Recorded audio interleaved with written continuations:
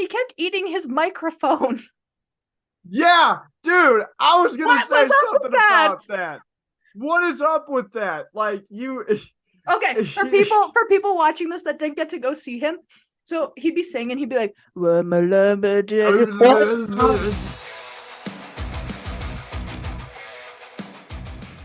is going on, guys? It is Ian and Victoria here with a fun episode of RadioActive today. So recently, Ian and I went and saw our favorite band, Black Veil Brides, on what was the name of this tour? Did they even have a name for it, or was it just the BVB tour or whatever it was called? I don't even think they had like a name for it. I couldn't tell you. I think it was just BVB VVDD. No, it was just BVB VV. It was just the Black Veil Brides World Tour 2023 tour. Here, let me There was no consult. actual name for it, but it's the most recent tour that they were on. Yeah, it just says BVB and VV Tour 2023. Yeah. So, yeah, the most recent Black Veil Brides tour with VV and Dark Divine. So we both went to that. You went to the Madison, Wisconsin show, whatever day that was, Yep, October 7th or whatever. October And 7th. yeah, and mine was on October 11th. So we had a lot of fun at these shows. So we're just going to do a little concert recap. Would you like to Quick concert share recap. first, or do you want me to share first? You can. It doesn't matter. Excuse me. So my show. Oh, I don't even know where to start, man. Um, okay, so I didn't sleep for like 3 nights until the show. So we left on my show was on a Wednesday. We left for Edmonton on a Monday. We got to Edmonton on Tuesday. We stayed overnight for the concert and then like went home Thursday. So I was really tired, and the night before the show I did not sleep at all because one, Black Veil Bride show. Two, first time I got to see Lonnie in person, so I was very excited about this. So we went to the venue. I think it was at like 12, maybe. I think it was noon. And we got there and we met up with some other friends. And we were, so it's like the venue that we go to is in like the side of a hill. So when you go, you have to like go down the stairs of this venue, and it's kind of like an underground kind of thing. So we went down the stairs, and then there's like the main floor in like the downstairs part, but then there's another escalator that goes down to like I don't know if it's where like the load-in area is, or I think there might be an underground parking, but I'm like leaning on this rail on that main level, and here comes Jinx down the escalator. So I yelled at him. He didn't hear me. Whatever. Because right behind him was Lonnie. This was my first time seeing Lonnie in person, and I just see him coming down the escalator. So obviously I'm like, I'm gonna yell at this guy. I want to wave to him or whatever. So we were like, Lonnie, nothing. Lonnie, Lonnie, Lonnie, and we just yelled Lonnie, and then he finally just kind of was like, he's like, oh hey, and then he was like, oh hey, like whatever, like see you after the show. And not even like a minute later, one of the girls that was standing beside us was like, oh, and I was like, they're like, oh my god. And me, I'm thinking like, is it Andy or someone? Like who's coming up? And then my friend Gina that we met up with was like, oh my god, Lonnie's coming around the corner. And I was like, no, this guy. So he came up and we talked to him for a bit. So that was cool. I gave them their VIP gifts earlier, luckily, so I didn't have to carry them around. But yeah, and then he was snooping through all the other guys' gifts because I just threw them all in the same bag. So he's like, ooh, what would you get? And what'd you get? And I got Lonnie this like little Harry Potter keychain, a Lego Harry Potter keychain, which I found out after the show that he ended up wearing it for the whole day. He clipped it onto his little tour pass. I'm going to show a little picture in here. I'll insert it because I want to brag about that. So that warmed my heart. I was glad that he liked that.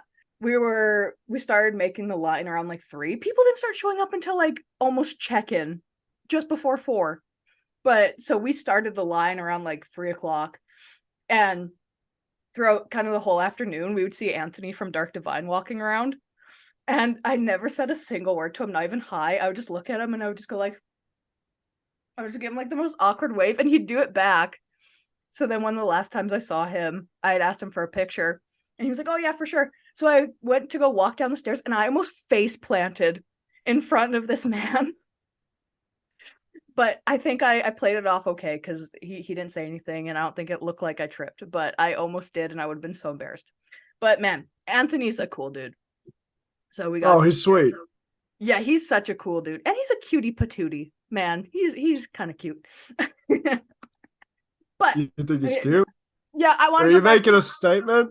Are you making a statement, Victoria? you remember a few episodes back when we were talking about like, oh, who's your celebrity crush? And I was like, yeah, I don't have anyone. I have a small crush maybe on Anthony. It's all under control. We're good. We're good. But just a little bit. Just a little bit. But yeah, so that was cool.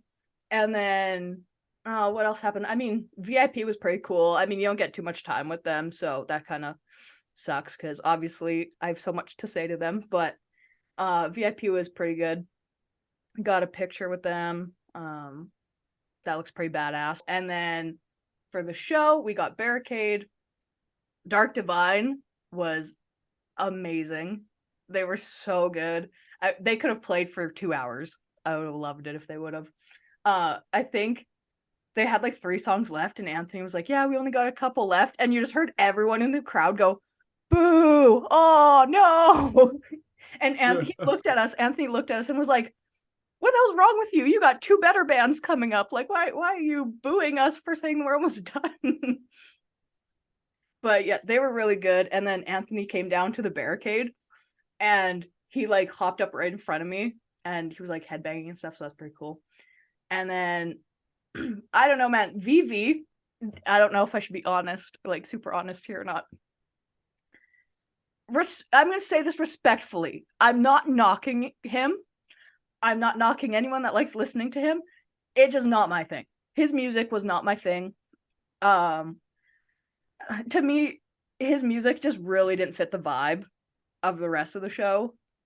You know, Dark Divine got everyone so pumped up and amped up, and people were like ready to go.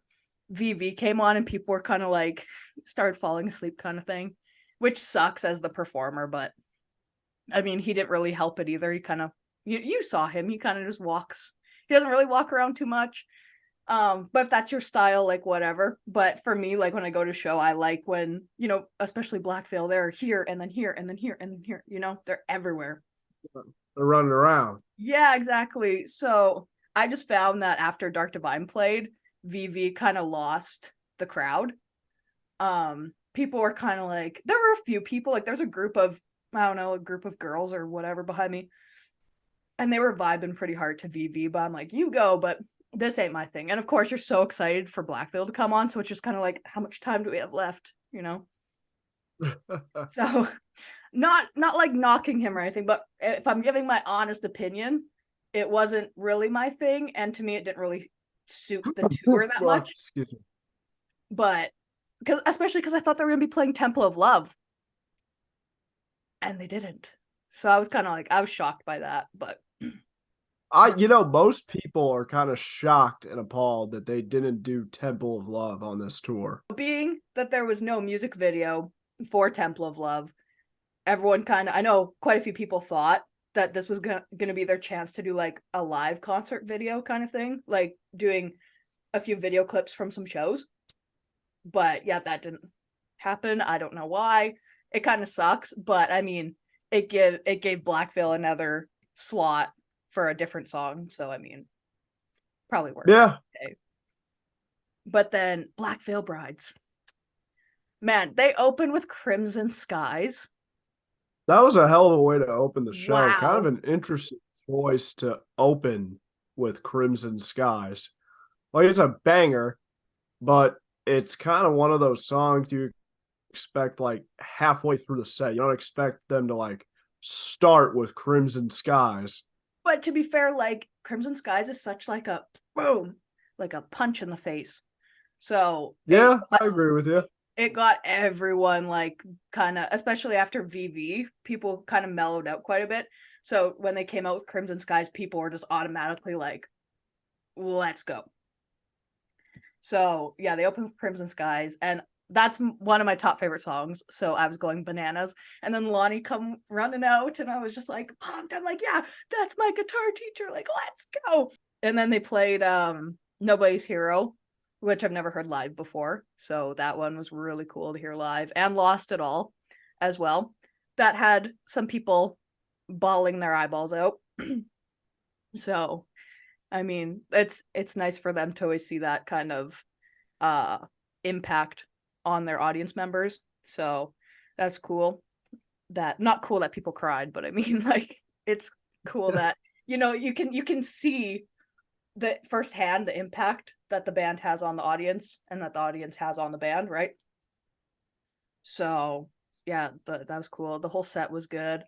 I don't know if anything like in particular like funny or anything happened during the show. Like obviously Andy like did his talking parts and stuff, but I don't think anything like crazy happened. Someone passed out and Andy like got the guys turn the house lights on and stuff, and that happened. But it was a pretty mellow show. I think there was only like 3 crowd surfers throughout the whole show, from Dark Divine to Black Veil Brides. So it was super mellow, which I loved because I wasn't having to be like looking behind my back all the time, waiting to get kicked in the head, like at Falling in Reverse. So that was very nice that I could just enjoy, I could just look and enjoy the show. And then after their set was done, they all threw their towels out, and Andy threw his towel out. And when I tell you, I've never seen people fight over a towel so much in my life.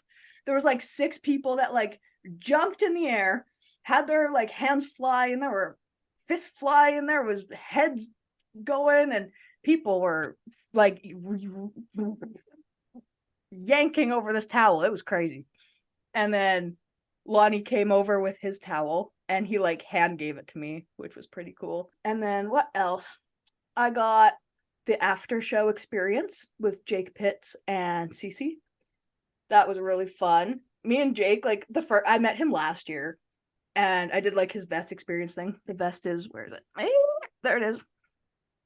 So I did that last year, and I was so nervous to meet Jake because he's one of my favorite guitarists. So I'm like, I don't know what the hell to even say to this guy. But then this time around, I was just like, I was having so much fun at the show. So when they came out to do like the jackets, me and Jake were just joking around with each other, and yeah, it was really funny. So that was cool. Got some pictures, and then Jinx always remembers me when I see him, and he asked if like he was like, "Oh, you better still be playing guitar or whatever." And I was like, "Oh yeah, Jinx, I am." He was like, "Good, good," and he gave me a fist bump. And I said, "Actually, Jinx, guess what?" And he's like, "What?" I said, "I'm actually playing in a band now. I'm playing bass." And he was like, "No way." And I turned to Jake, and he was like pretty pumped up. And I'd said that our first show was like November 3rd, and they were all pumped up, and like they're like, ah, yeah, and they're giving me fist bumps. And that's like so cool because Jake and Jinx are one of my, like, they're 2 of my favorite guitarists. Like they inspire me a lot when playing and stuff. And so to like get that response from people that you really, look up to and stuff, that was really cool. But yeah, that was fun. And then meeting Cece. Cece is very Cece. Is super goofy, but he's so nice. He's like one of the sweetest guys I've ever met. So he handed me like his headband from the show, and it was damp. It was like soggy. It was kind of disgusting, but I'm like, yeah, this is cool. This is cool. Hell So yeah, dude. that was my show. I think that was like it. It was a very eventful day. There was a lot that went on, but I want to say that was it. Not a single person moshed or crowd surfed at my Blackville show with Cassidy. Mm-hmm. Nobody. And I'm pissed because I tried to get, so Dark Divine was playing, right? And I tried to be like, up in this, right? And, nobody moved. And I was like, sorry, my bad. Misread the room. But I could tell the guys on stage were like, yeah, open it up. Let's go. Start moshing, man. Uh, Little thing here. Anthony, as soon as I got on stage, halfway through the song, looked at me because I was pretty close to the barricade, looked right at me and pointed at me. And I was like, oh shit, I guess he recognizes me. So that's pretty cool. That was pretty neat. Funny enough, I ran into him, the damn it, Robbie. the big dude, the huge yoked guy. Jason. Yeah, him. Ran into Jason, Anthony, and the drummer, I think. Tristan. Yeah. I ran into I was going to my car and I ran into those guys and I gave Anthony a hug and I'm like, dude, yeah, sorry I didn't get to see you guys in St. Louis, but it worked out because well, that's the thing. I saw him in St. Louis earlier in the day and I gave him a hug and caught up with him. And then same thing in Madison. We ended up catching up and he told me that Andy's reaction to my sign that I made was priceless. It was really funny. I guess he saw it or something, or maybe he heard about it. So it was during my favorite freaking song too, and I'm pissed about this.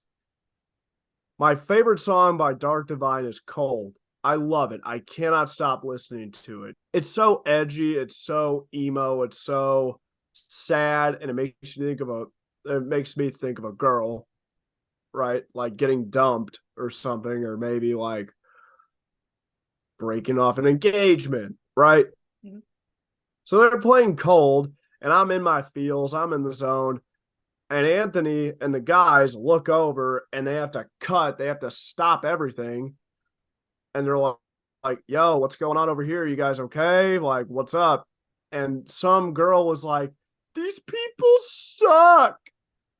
And I guess there was some guy or girl in a wheelchair right next to him. And they were like, this person's in a wheelchair. People suck. Yeah. And Anthony just kind of shakes his head and rolls his eyes. And he's like, man, we're all here to love each other. We're all here to have a good time. We cool? And then they resume the show. And I commend Anthony for having patience because that would have royally pissed me off. Mm-hmm. Like, it's different if somebody's like hurt or having a attack of some kind, like a panic attack or heart attack, epileptic seizure. That's completely different. But you just, why? Well, it's just because you got beef with somebody and someone in a wheelchair at that. The hell's the matter with you? Yeah. Like, they can't help it. I don't get it. I don't understand why people have to be so pissy and just so dramatic. Mm-hmm. Well, I think that's it for Dark Divine. I tell you what, man, I know it wasn't really your thing and they were a little bit more mellow, but VV, holy shit, that threw me. I wasn't expecting them to be like bad or nothing, but I was like blown away. I was like, holy cow, man. They came out and they sounded great. They sounded really, really good. This is my thing. The band, the whole band, they were really good. It's kind of like VV himself is where I got kind of like, like whatever. Like the band wise was good, and I found I really enjoyed the music until the vocals started. And not that he's not he's a good singer. It's just, and he kept eating his microphone. Yeah, dude, I was gonna say something about that. What is up with that? Like, you okay, for people watching this that didn't get to go see him, so he'd be singing, he'd be like, there was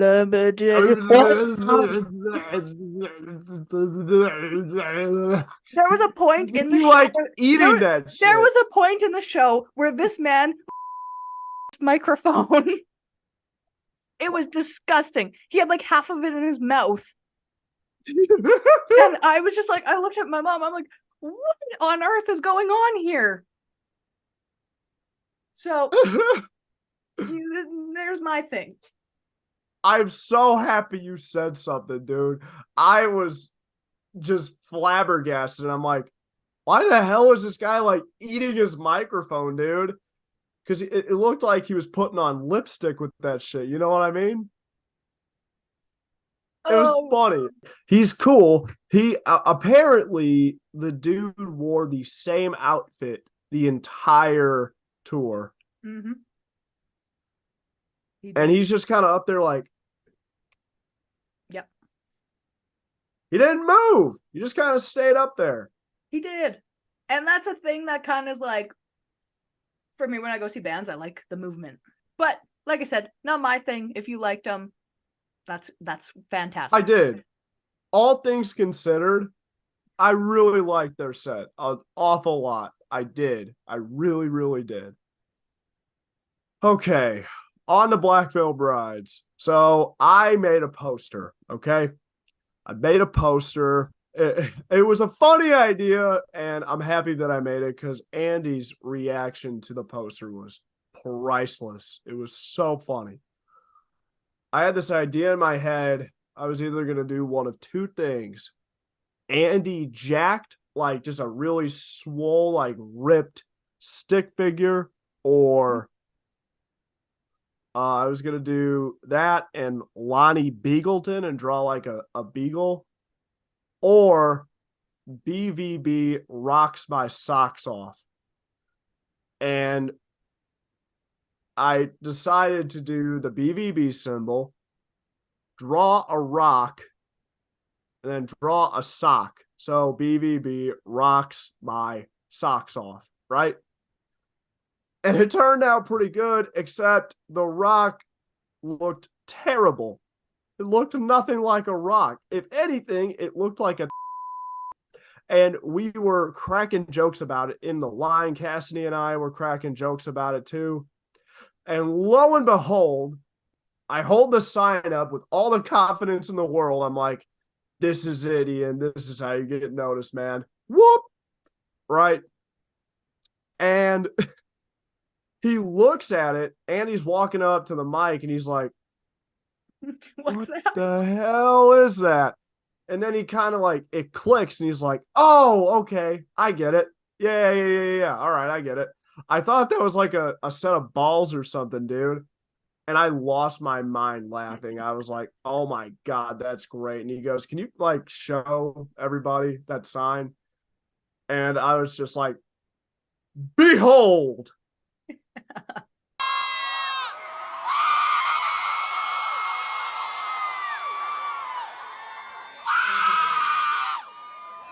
thought the sign was a big testicle. I didn't see. Can you show everybody? Doesn't that look like it's a big set of balls? Is this baby not saying something? You're the best, man. Appreciate you. And then I just, oh my God, his reaction was so funny. It was great. Anything I could have asked for.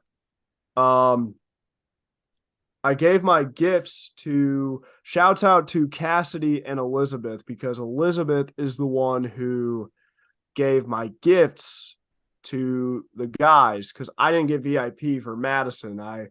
You know, I've been working for the past 2 weeks, but before then I didn't have a job and I didn't want to like blow a lot of money. You know what I mean? I got the guitar pick experience and the vest experience, and I got to see the band after all. So that for me is enough, you know. That for me, that's all I ever needed. The show was great. Nobody moshed, nobody crowd surfed. Took me by surprise a little bit, not gonna lie. Mm-hmm. You can't beat Cincinnati. I'll say that. You can't beat Cincinnati. All things considered, it was a hell of a show. Loved every second of it, but Cincinnati will forever and always be my favorite Black Veil Brides concert ever. Without a doubt. Without a doubt.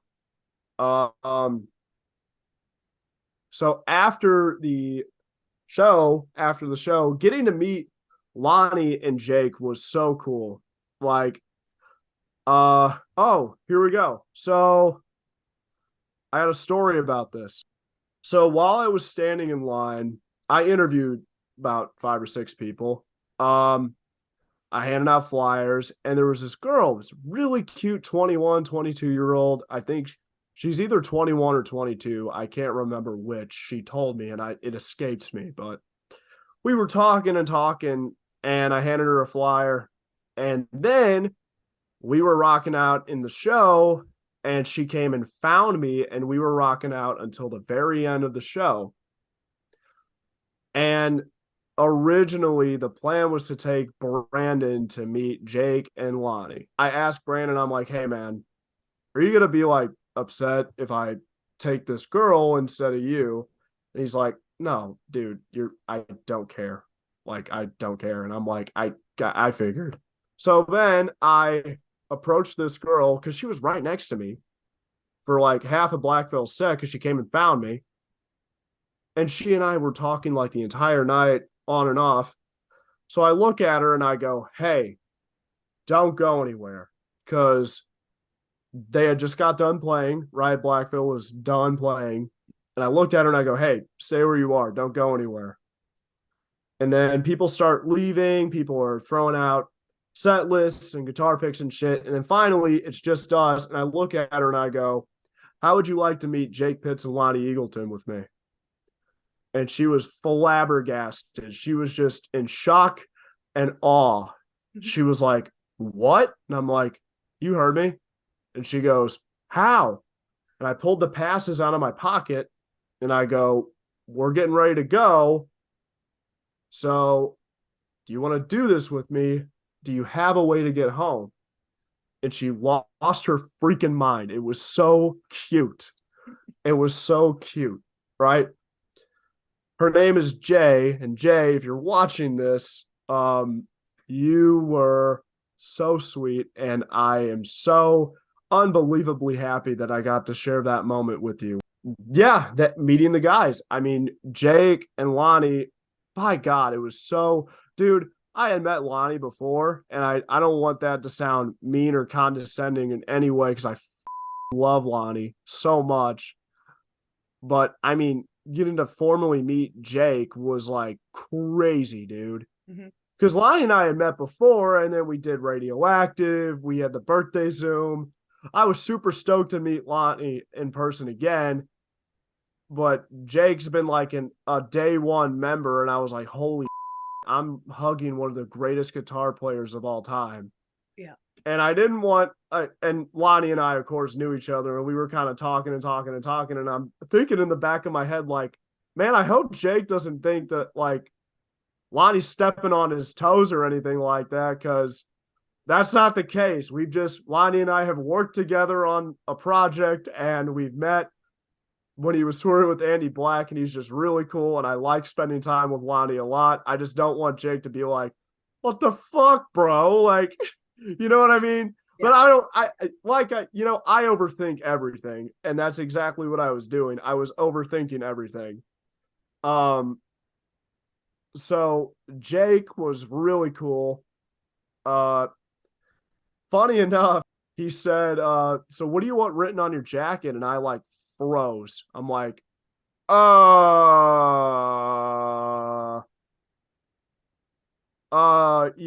Jake, that's a great question. I don't know. And he's like, well, what do you want, a song lyric? Like, what do you want? And I'm like, I don't know. I don't know. And then finally I was like, fuck it, right? Right to my friend, the Optimist, because, we have those Wild One names, right? And we decided that I was the Optimist and you were the Protector. Yeah. So he goes, well, I don't want to F it up. And I'm like, oh, dude, you're good. You got it. And he had it typed down on his phone, and it's spelled Optimus, like Optimus Prime from Transformers. Optimist is spelled OPTIMUS. Timist, right? He didn't put a dash through the first T. So it looks to my friend the optimist. Missed. But it's funny. It's funny. And I'm like, I'm not even mad. That's really funny. Yeah. Because we were literally joking about how we didn't want to mess it up. Mhm. And then I saw Cece and I was like, oh, hi, Cece. And he comes over and he's like, what's up, man? Hell yeah, dude. Thanks for coming. He comes and gives us a fist bump, and I'm like, is he high or something? Did he like smoke some weed before this? That Because he dude was is like, just that dude is just so like chill and just like I don't know. He's the most I don't even have a word for it. I just use the word CC. He's just so CC. he is pretty CC, isn't Mhm. he? He is pretty CC. Yeah. Yeah, no, he's just Jinx was just gone. I don't know where the hell he went.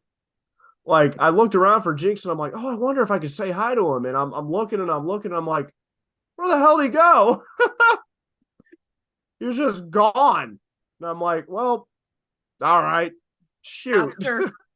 After like the show and when we went to go see Jake and Jinx, I forget how this came up, but I don't even remember. Something about being tired and like they've been on tour for a long time.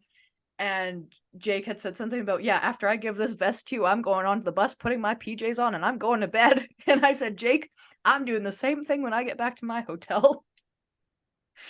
He was like, so rock and roll of me, just going right to the bus, putting my PJs on, and going to sleep. But No, I don't blame you, dude. I can't imagine being a rock star, dude. I cannot imagine that lifestyle. oh, dude, I imagine it all the time, and I'm like, I want to do that. um, but speaking of just like funny stories with like the jackets, so Jake, I had the same thing. He was like, "What do you want on it?" And I was like, Jake, this is the last thing I've been thinking about all day. And he was like, I said, I for sure want you to sign it. He goes, okay, let's start with that. And he had signed it. And me thinking he would at least take his time to sign it so I would have time to think of something to put on the jacket. Nope. He just goes, doo-doo-doo. And he looks up at me and he goes, what else? And I'm like, oh, thanks for giving me enough time to think about that. And I was like, I don't know, man. Like, you got too many good like song lyrics. So I was just like, why not I am bulletproof? And if you don't know, on Jake's Twitch, it's kind of a joke where it's like bulletproof or mullet proof. So he had asked me, he looked up at me and he was like, bulletproof or mullet proof? And I was like, bulletproof, I'm not Cassidy. And he starts laughing because Cassidy's always talking about mullet proof. And then so he wrote that at like the top. I'll put a picture of the jacket up here so you can kind of see. So he wrote the signature at the bottom. He wrote I'm bulletproof at the top. And then he was like, what else? There's still a lot of space. And I'm like, write the date on there. So he wrote the date. And he was like, hey, what else? And I was like, Jake, I don't care what else you put on it. I'm like, draw a picture. And he looks up at me. He whips his head up and he looks at me dead serious in the eyes. He goes, you do not want me drawing on your jacket. And funny enough, I was telling Lonnie about this. And he was like, yeah, Jake's not good at drawing. And he had said something about, I think it was at the start of like this tour. I don't know if it's after the show or before like the show at the merch table, they'll sell like drum heads with drawings and like the guys will sign them and stuff. So apparently Jake was like trying to draw a picture on one or something and the silver Sharpie exploded and it like got into his clothes and stuff. And Jake had said, I'm never drawing anything again. So that was just kind of a funny thing that Lonnie had told me. But That's so fire. I found that so funny. He was like, you do not want me drawing on your jacket. And I was like, okay. And then this guy, people call him Boomer Jake, and I know why now. This dude, he stands up with my jacket and he grabs the railing and he just goes, oh, my God. He goes, oh, I stood up too fast. And he was just like blinking. And I was like, are you okay? Like you can sit down or something. I'm like, I do not need Jake Pitts just falling over on me. Lonnie was freaking leaned up against the bar like a cool guy in like a Patrick Swayze movie. And I was like, I looked at Cassidy. We're waiting in line. And I go, look at Lonnie. He's like, yeah, what's up, guys? I know he did the same thing. So at our show, he was supposed to come over with Jake and Jinx and Cece, but he ended up meeting up with some friends from Edmonton, I think. So he was over by the doors talking to them while I was doing my thing with the other guys. And I just looked over at him and he's leaning up against his door, arms crossed, foot against the door, and he was just like, yeah. He's just so chill. He's just God, he's so cute. I know. He's just adorable. He's so cute. He's adorable and he's so funny. I know. This guy. And then this freaking guy. And he's talking to this like big group of friends, and I'm leaving. Like I saw him and I'm like, okay, there's no way I'm leaving here. Well, and I got the guitar pick from him too, right? So yeah, I was like, one, I need my pick. Two, there's no way I'm leaving the show without a hug from Lonnie. So I was just kind of hanging out like by the group, hoping he would see me. And I was just waiting. And yeah, this dude's just. And I'm like, Lonnie, look over here. Because I want to go interrupt them. But at the same time, I'm like, if I don't like move soon, the security's going to boot me out of here. So yeah, luckily enough, he saw me and he came over and he gave me my pick and we took some pictures. It was neat. And I even texted Chris while I was in line. And I was like, oh, look at who I'm with. And I took a selfie with Cassidy and Chris was like, oh, Ian, you're in Wisconsin? Oh, that's so cool. Oh, that makes me happy. You're a good man. I love it when he says that, dude. Chris is always like, you're a good man, Ian. And I'm like, stop it. Stop it. God, I love that man so much. He's so happy. He's so jolly. Mm-hmm. Like if you made Chris Biersack Santa Claus for Christmas one year, he would kill it. He would kill it, dude. Can we please do that? I really want to see that. Yeah. I want to, dude, listen, if Chris, chances are he's going to watch this, given what it's about. You need to do Santa Claus for 1 year. And this is not like a jab at anybody's weight or anything. I'm not calling anybody fat or nothing, but it's like, dude, he would be so good as Santa Claus. He really would. Does that mean we can make Andy an elf? Like Buddy from did you ever see the Will Ferrell movie? Yes. Elf? We can you can go like down the street and like do the line hopping. That would be amazing. We're gonna say this shit, and then ironically enough, Chris is probably gonna have a story where he's like, Ian, believe it or not. Oh, probably. I actually have played Santa Claus before. I wouldn't be surprised. I really would. I wouldn't be surprised. I think that concludes our concert recap. So I want to know, if you're watching this and you saw Black Veil Brides, what did you think? Not just of Black Veil Brides. What did you think of Dark Divine? What did you think of VV? How was the show all around? I'm sorry, like no disrespect to this guy at all, but that was something new that I hadn't seen before in my life. That threw me. That was weird. Well, and okay, we were standing at barricade, so every time he did it, I had to like put my head down on the barricade because I didn't want him to see me laughing because I was right in front of him. Like, if he sees me laughing, this is like very disrespectful. This is a bad look. I don't want to. It caught me off guard. Yeah, I kept like kind of cocking my eyebrows, like, the hell is this guy doing to the microphone? What was your favorite song off a BVB set list? What was your favorite song off a VV set list? What was your favorite song off a Dark Divine set list? Let us know. You know what? I want to let you know what my favorites were. Let's do that quick before we wrap up here. Okay. Oh yeah, sure. Dark Divine, my favorite song that they played, and my favorite song altogether, Paper Crown. VV, I don't really know any songs except what is it, Neon Noir or whatever it's called. Yeah. So that was like the only song I knew. So I'll go with that one. And then Black Veil Brides. Like I said, Crimson Skies is one of my favorites, but I've heard that one live before. So I'm going to have to go with Nobody's Hero on this one. Right on. Dark Divine for me was Cold. I kind of explained why on that one already. Cold for Dark Divine. VV, it was either Neon Noir or The Forever Lost. One or the other. I like both of those songs an awful lot. Mhm. Brides. Let me see. I can't, that's hard. It's really hard. I'd have to say, oh wow. You know what? The song that I rock out to more than anything is The Legacy. The Legacy is just a freaking banger, dude. Mhm. That song gets me so amped up every time I hear it live, and I go crazy anytime I hear The Legacy. Yeah. Like if we were moshing, I'd probably throw hands in the pit. I don't know. Their whole set was good. It's so hard to pick, but there were definitely there. Oh, no. Scrap Nobody's Hero. Scrap it. Scrap it. Scrap it. Scrap it. How could I forget that they played Rebel Love Song? Oh yeah. Rebel Love Song was my favorite because, okay, here's the thing. They came out to Crimson Skies, one of my top favorite songs. Then, right after Crimson Skies, they hit you with Rebel Love Song.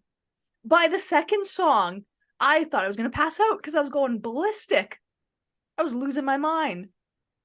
Like Ian said, tell us your favorite song that they played live from each artist. We want to know. I think that concludes our concert recap video. So, thank you guys all for watching. This was a lot of fun. Stay tuned for more episodes.